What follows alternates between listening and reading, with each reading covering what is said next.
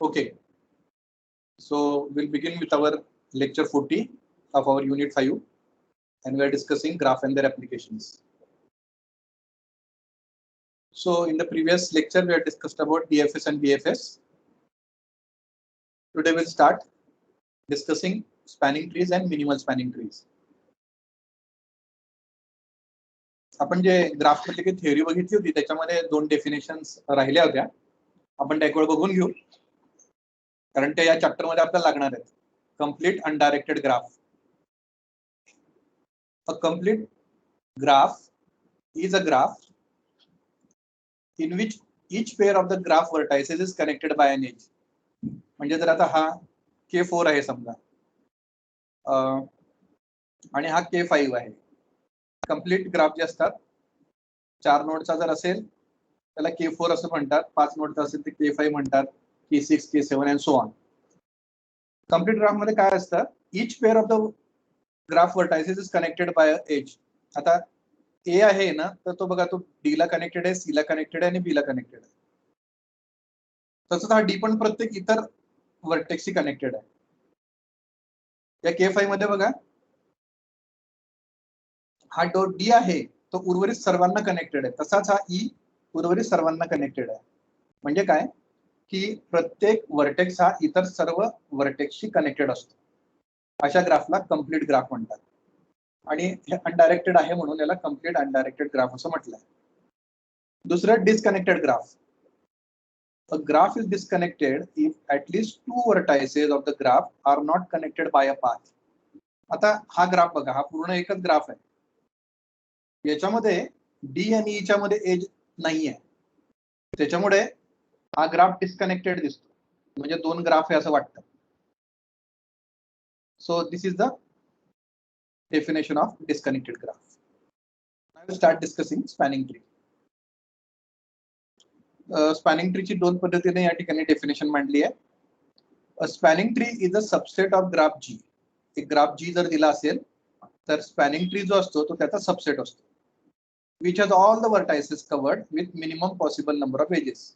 म्हणजे जी मध्ये जर समजा 5 वर्टायसेस असतील तर स्पॅनिंग ट्री मध्ये पण 5 वर्टायसेस येतात. परंतु जी मध्ये जर जास्त एजेस असतील, म्हणजे 7 किंवा 8 एजेस असतील, त्याच्यातल्या काही एजेस निघून जातात आणि 5 वर्टायसेसला कनेक्ट होण्यासाठी कमीत कमी जितके एजेस लागतील 1 2 3 4, म्हणजे ऍक्च्युअली n जर असेल तर n-1 n वर्टायसेस जर असतील तर n-1 एजेस, इतक्याच एजेस ठेवायचे असतात, बाकीच्या एजेस ठेवायच्या नसतात. Hence a spanning tree does not have cycles. Minimum possible number of edges जर घेतल्या तर सायकल अवॉइड होते, कारण एक्स्ट्रा एज आली की सायकल तयार होते. and it cannot be disconnected. आणि डिस्कनेक्टेड असलेलं चालणार नाही. म्हणजे जी स्पॅनिंग ट्री असेल ती पूर्ण कनेक्टेड असायला पाहिजे. दुसरी डेफिनेशन अशी आहे, a subgraph S of graph G is said to be a spanning tree if and only if it satisfies all the 4 conditions given below. पहिली कंडिशन आहे it should be connected. इथे पण बघितलं आपण. It should contain all vertices of G. आता आपण म्हटलंय all the vertices are covered. S should have contain number of vertices -1 edges. Actually इथे minimum possible number of edges म्हटलं. आणि S should not contain a cycle. इथे पण म्हटलंय आपण it should cannot have cycles. Okay, तर आपण बघूयात बरं कशा असतात स्पॅनिंग ट्रीज आणि कशा नसतात किंवा कशा नसायला पाहिजे. मला उत्तर द्या तुम्ही. हा आपला ओरिजिनल ग्राफ आहे ए, हा त्याचा सबग्राफ आहे. ही स्पॅनिंग ट्री आहे का सांगा, आणि जर नसेल तर का.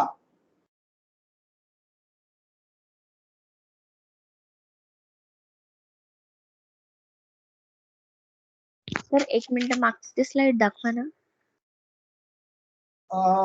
मागची स्लाइड दाखवू का? हो. ही बघ. ओके, करा सर नेक्स्ट. ठीक आहे, आता प्रश्न घ्या. ही स्पॅनिंग ट्री आहे का? No sir. कारण सांगा. सायकल आहे डिस्कनेक्ट. याच्यामध्ये एक सायकल आलेली आहे. इथे ही सायकल आहे. इथून E to B आणि B to C आणि C to हे अशी ही सायकल तयार झाली आहे. म्हणजे काय, ते आपण जे 4 नियम बघितले त्यातला जो शेवटचा नियम होता, S should not contain a cycle, तो इथे दिसतोय. हे पहा, S should be connected, satisfied. You should contain all vertices of G, आहेत ना, हो सर. ते पण सॅटिस्फाईड आहे. It should contain v-1 edges, ही कंडिशन बघा बरं. ह्या नंबर ऑफ व्ही म्हणजे किती, नंबर ऑफ व्ही म्हणजे किती, 1 2 3 4 5, 4 या 5, हा तर 5 आलाय बरोबर. आणि -1 म्हटलं आपण म्हणजे 4 एजेस पाहिजे. 1 2 3 4 5 एजेस आल्या म्हणजे ही पण कंडिशन सॅटिस्फाय होत नाही आणि ही पण होत नाही बरोबर. So this is not a spanning tree. So not a spanning tree. Not a spanning tree of graph A. हे सांगा बरं. आहे सर स्पॅनिंग ट्री.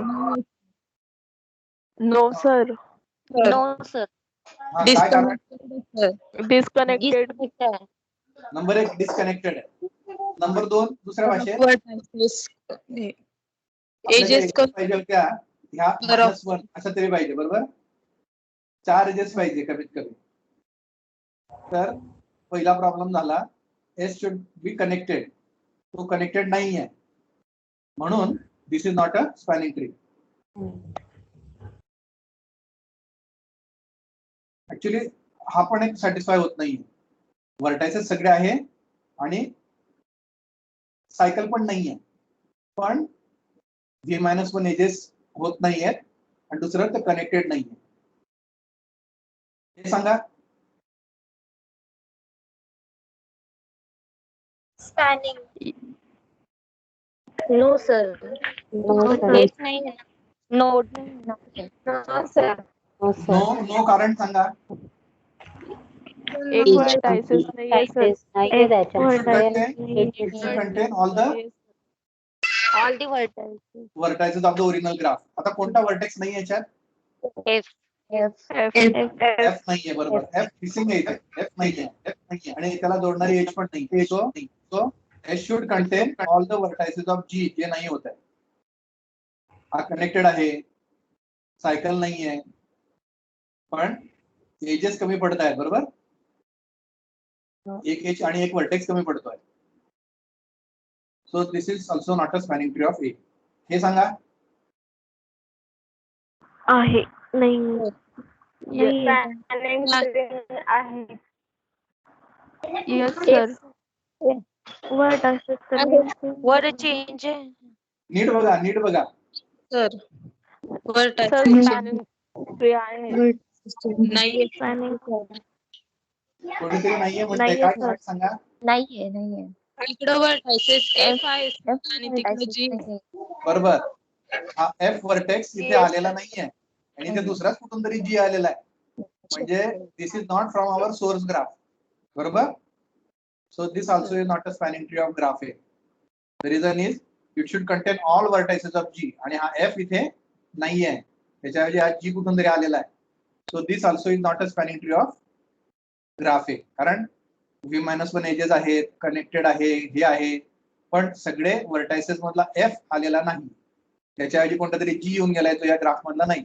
हा दुसरा कोणत्या तरी ग्राफचा स्पॅनिंग ट्री असू शकतो, पण याचा नाहीये. ओके. सो स्पॅनिंग ट्री लक्षात आलाय तुमच्या. Yes sir. आता हा स्पॅनिंग ट्री आहे का सांगून द्या इथे लगेच.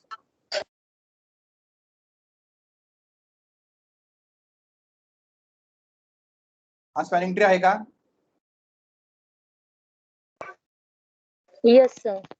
Very good. एक फॉर्म्युला आहे ऍक्च्युली. जर आता 8K5 आहे ना आपला, त्याच्यात किती नोड आहे, 5 नोड आहे, 5 वर्टेक्स आहेत.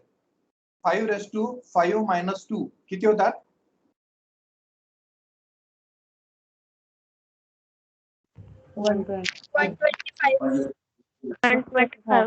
125. म्हणजे जर कम्प्लीट ग्राफ दिला ना आपल्याला, कम्प्लीट ग्राफ जर दिलेला असेल, कम्प्लीट लक्षात घ्या, कम्प्लीट ग्राफ, तर n⁻n-2 इतके स्पॅनिंग ट्रीज बनू शकतात. मग मला सांगा K4 साठी किती बनतील.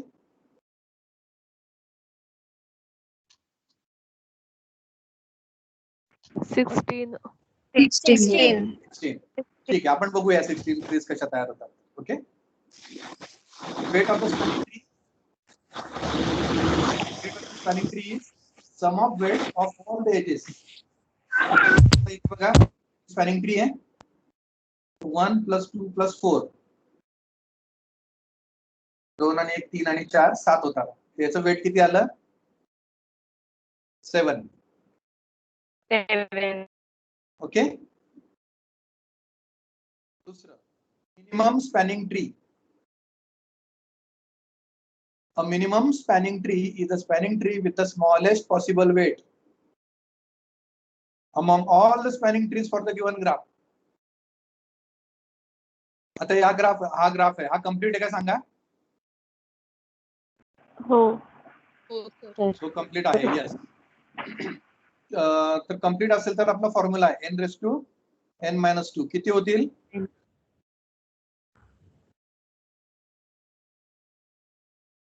16 ट्रीज तयार होतील आपल्या, बरोबर? Yes. बरं कोणत्या तयार होतात ह्या लक्षात घ्या. इकडे बघा, दिसतात 16 ट्रीज. हो सर. त्याच्यातली सगळ्यात छोटी ट्री बघा, ही याचं वेट 11 आहे, कारण 6 + 1 7, 7 आणि 4 11, 5 आणि 3 8 आणि 2 10, याचं 8 आहे. ह्या ट्रीचं 13 आहे. 9 9 15 9 8 11 10 7 11 14 9 13. सगळ्यात कमी किती आहे? 7. 7. तर ही जी ट्री आहे ही इथे पण परत ड्रॉ केली आहे. हिचं आहे वेट 7. सो जी डेफिनेशन आहे त्यात काय म्हटलंय? A minimum spanning tree is a spanning tree with the smallest possible weight among all the spanning trees for the given graph. आता या ग्राफ साठी सगळ्या स्पॅनिंग ट्रीज आपण ड्रॉ केल्या, त्यांच्यापैकी सगळ्यात लहान कोणती ट्री होती जिचं वेट 7 होतं? ही होती, आणि म्हणून तिला आपण मिनिमम स्पॅनिंग ट्री असं म्हटलं. होऊ शकतं एखाद्या ठिकाणी 2 ट्रीज येऊ शकतात मिनिमम स्पॅनिंग ट्री, जर 2 एजेस सारख्या वेटचे असतील तर. ओके, पुढे will see the properties of a spanning tree. बघा पहिली प्रॉपर्टी काय आहे, वाचा.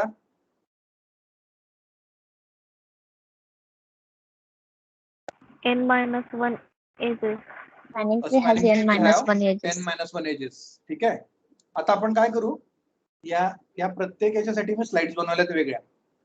आता इथेच न वाचता आपण या 10च्या 10 प्रॉपर्टीज वेगवेगळ्या स्लाइड्सवर बघू. ठीक आहे, त्याच्यातल्या पहिल्या 3 एका ठिकाणी आहेत आणि नंतर या इंडिव्हिज्युअल स्लाइड्स आहेत सगळ्या. Okay, will see this properties. पहिली property, a spanning tree has n-1 edges where n is equal to number of vertices. Okay, आता ही ट्री बघा, आपलं हा ग्राफ बघा, याच्यामध्ये वर्टायसेस किती आहेत? 4. 4. मग किती एजेस असायला पाहिजे स्पॅनिंग ट्री मध्ये? 4 - 1 3. बघा या प्रत्येक स्पॅनिंग ट्री मध्ये किती एजेस दिसत आहेत तुम्हाला? 3. Very good.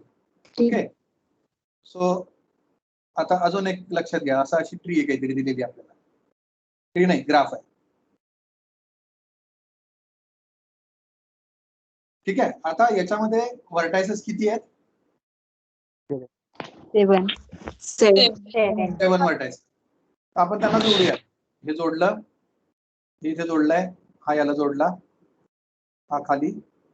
एक रॅन्डम कोणती तरी एक स्पॅनिंग ट्री मी ड्रॉ केली की नाही? ड्रॉ झाली का बघा बरं. स्पॅनिंग ट्री आहे ना? हो. अनेक स्पॅनिंग ट्रीज बनवू शकतात, बरोबर आहे की नाही? हो सर. आता याच्यात 7 वर्टायसेस तुम्ही सांगितले होते. आता आपण बघू बरं. 1 2 3 4 5 6 बरोबर. n जर 7 असेल, n-1 is equal to 6 edges बरोबर. ओके, आता दुसरा प्रश्न आहे, maximum path length between 2 vertices is n-1.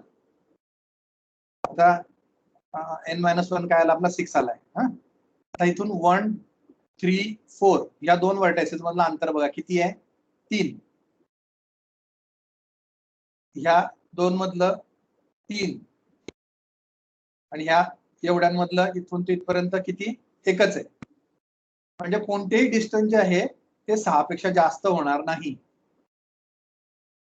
अजून एक लक्षात घ्या, जर आपण हा 5 नोडचा जर एक्झाम्पल घेतला आपण, हा कम्प्लीट ग्राफ आहे आणि आता आपण जर याचं स्पॅनिंग ट्री काढलाय 1 2 3 4 5. आता मुद्दाम मी असा ड्रॉ केला, एजेस मोजा 1 2 3 4, व्हर्टायसेस किती होत्या 5 आणि मॅक्सिमम पाथचा डिस्टन्स किती आला 4 n मायनस 1. याच्यापेक्षा जास्त होणार नाही, मॅक्सिमम 4, याच्यापेक्षा जास्त नाही. ही एक प्रॉपर्टी झाली. आणि महत्वाचं म्हणजे काय, there is only one path from one vertex to another.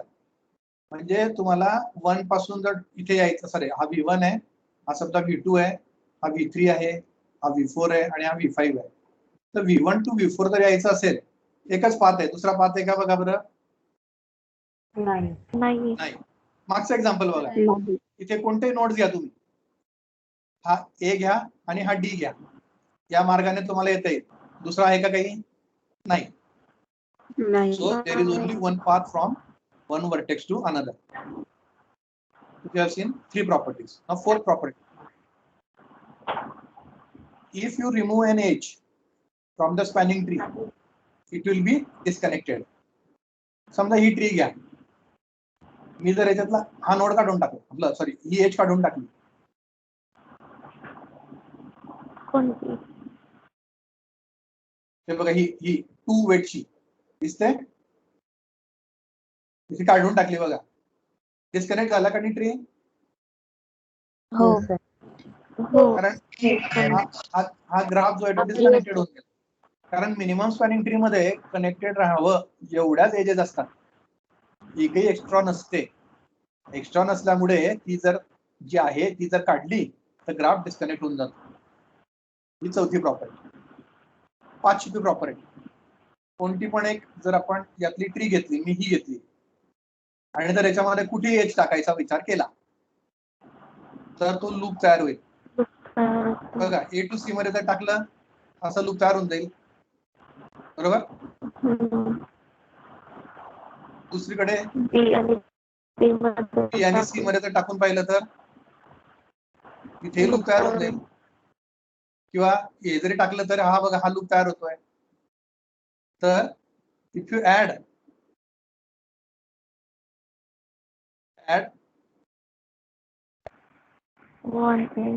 one edge to a spanning tree, it creates a loop. Okay, पुढची प्रॉपर्टी वाचा बरं एखाद्याने, दिसतंय का. If each edge in the given graph has distinct weights, then there will be only one unique MSP. हा minimum spanning ट्रीचा shortcut आहे MSP. आता सध्या किसान आंदोलन चालू आहे, तिथे MSP म्हणजे मिनिमम सपोर्ट प्राइस आहे, बरोबर. एनिवेज, डिस्टिंक्ट वेट म्हणजे काय, वेगवेगळे वेट जर असतील तर बघा हा 1 आहे, हा 2 आहे, हा 3 आहे, हा 4 आहे, हा 5 आहे, हा 6 आहे. तर वेगवेगळे वेट्स आहेत की नाही, हे डिस्टिंक्ट आहेत. सारखे आहेत का कोणते दोन, नाही. सगळे जर वेगळे असतील तर तुम्हाला मिनिमम स्टँडिंग ट्री जी मिळेल ना ती युनिक असणार आहे. जिचं वेट 7 आहे, ही एक ट्री तुम्हाला मिळते बघा, ही एक प्रॉपर्टी आहे. मध्ये दरम्यानच्या बघा तुम्ही कोणत्या 2 आहेत 4 आहेत. आता जिचं वेट 9 आहे ना, ह्या किती आहेत 4 आहेत बघा, ही 1, ही 2, ही 3 आणि ही 1 इकडे बघा, 4 आहेत तशा. पण मिनिमम स्पॅनिंग ट्री युनिक आहे, एकच मिळाली आपल्याला. ठीक आहे, तर ही एक प्रॉपर्टी आहे, 6 नंबरची प्रॉपर्टी. तर ही ती मिनिमम स्पॅनिंग ट्री आहे 7 वेट असलेली, 2 अधिक 1 3 आणि 3 आणि 4 7, ही जी मी बोललो होतो ही ट्री आहे. ओके, 7वी property, every connected and undirected graph जर तुम्हाला कनेक्टेड आणि अनडायरेक्टेड ग्राफ जर दिला तर कमीत कमी एक स्पॅनिंग ट्री तर बनणारच आहे. आता हा जो ग्राफ दिलाय ना, ही स्वतः स्पॅनिंग ट्री आहे, मग तीच तिचा स्पॅनिंग ट्री राहील, बरोबर. म्हणजे एक कमीत कमी एक स्पॅनिंग ट्री तर बनतोच. जर आता ह्या ग्राफ मध्ये आपण एक एज टाकली, आता जास्त बनतील, पण कमीत कमी एक तर बनतेच. ओके, पुढचं बघा. This connected graph does not have any spanning tree. काय कारण? हा जर ग्राफ घेतला आपण, याची स्पॅनिंग ट्री जर तयार करायला गेलो तर हे दोन नोड आपल्याला जोडताच येणार नाही. आणि आपल्या डेफिनेशन मध्ये काय म्हटलंय की जी स्पॅनिंग ट्री तयार होईल ती कनेक्टेड असायला पाहिजे. जर सोर्स ग्राफ मध्येच एज नाही तर आपण डेस्टिनेशन ग्राफ मध्ये कुठून एज आणणार? सो डिस्कनेक्टेड ग्राफ पासून स्पॅनिंग ट्री तयार होत नाही. 9वा rule. A spanning tree can be constructed from a complete graph by removing maximum e minus n plus 1 edges. हा कम्प्लीट ग्राफ आहे. मग या e मायनस n प्लस 1 म्हणजे किती होतील? टोटल नंबर ऑफ e किती आहे सांगा? 1 2 3 4 5 6 6 मायनस n किती आहे? 4 प्लस 1 4 6 मायनस 4 किती होतात? 2 ओके, 6 मायनस 4 2 2 प्लस 1 3 किती?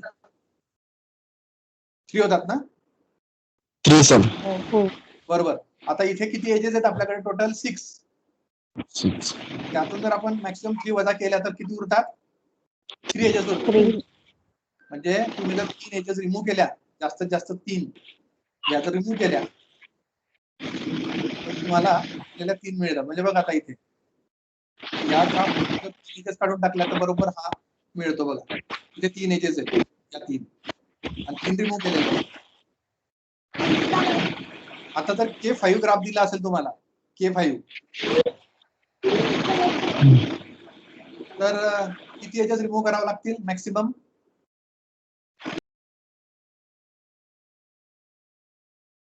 तुम्हाला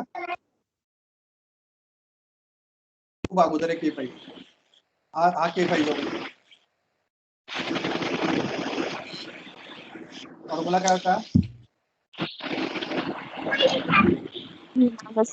एजेस काउंट करा किती आहे? 1 1 2 3 4 5 6 7 5 8 9 6 9 7 9 सर. 9 9 सर. हो सर. मला काय बनेल? 9 मायनस 5 सर प्लस 1. D2F एक राहिली ना? राहिली रे. बघा ही राहिली आपली age.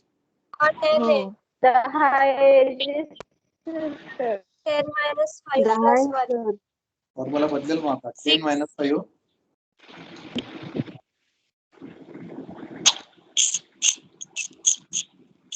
10 minus 5 plus 1 is equal to 5 plus 1 is equal to 6.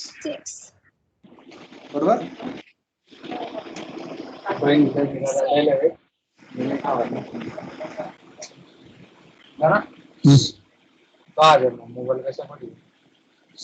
चांगला बिल्डिंग. सो जर इथून 6 आपण काढल्या, आता मी या ठिकाणी 1 2 3 4 5 कुठे तरी जॉईन करून टाकतो, म्हणजे जेणेकरून 5 काढल्या, 6 काढल्या, समजा 6 काढल्या आणि आता किती आहे? 1 2 3 4 6 आणि 4 10 होतात. बरोबर. बरोबर आहे की नाही? So this is the 9th property that we have seen. Okay,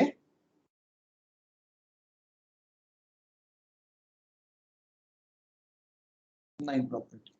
10वी property. A complete undirected graph can have n raised to n minus 2 number of spanning trees. तर n जर 3 असेल, 4 असेल आणि 5 असेल तर n raised to n minus 2. 3 ला किती येईल सांगा? 4 ला सांगा आणि 5 ला सांगा. 4 ला तुम्ही कॅल्क्युलेट केलाय 16 आणि 5 ला काय होतं? 125 आणि 3 ला किती येतील? किती? 3. 3च असतील. ओके. Three. सो एखाद्या वेळेस कसं असतं ना, परीक्षेमध्ये ऑब्जेक्टिव्ह टाईप आहे, विचारलं जाईल.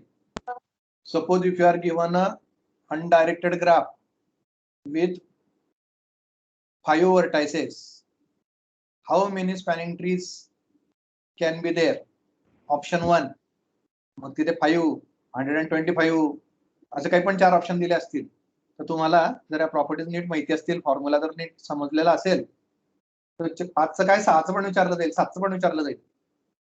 तेव्हाच्या तेव्हा लगेच तुम्हाला कॅल्क्युलेटरवर कॅल्क्युलेट करून ते नॉन प्रोग्रामेबल कॅल्क्युलेटर अलाउड आहे तुम्हाला परीक्षेत, तर तुम्ही ते कॅल्क्युलेट करून उत्तर लिहू शकाल. ओके.